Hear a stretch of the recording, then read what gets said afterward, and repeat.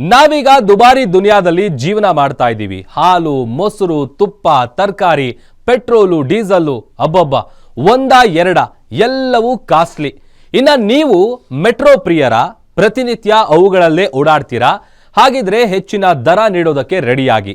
ಹೌದು, ಫೆಬ್ರವರಿಯಿಂದ ನಮ್ಮ ಮೆಟ್ರೋ ರೈಲುಗಳ ಪ್ರಯಾಣದ ದರ ಏರಿಕೆಯಾಗೋ ಸಾಧ್ಯತೆ ಇದೆ.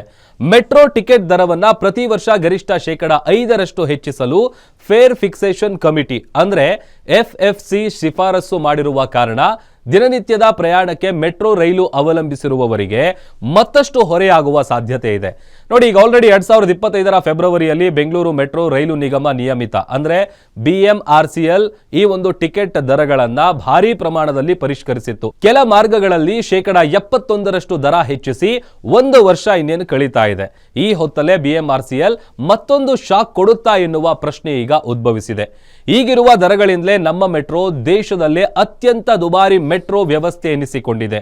ಇದರ ನಡುವೆ ಮತ್ತೆ ದರ ಏರಿಕೆಯಾದರೆ ಪ್ರಯಾಣಿಕರ ಜೇಬಿಗೆ ಮತ್ತಷ್ಟು ಕತ್ರಿ ಬೀಳೋದಂತೂ ಗ್ಯಾರಂಟಿ.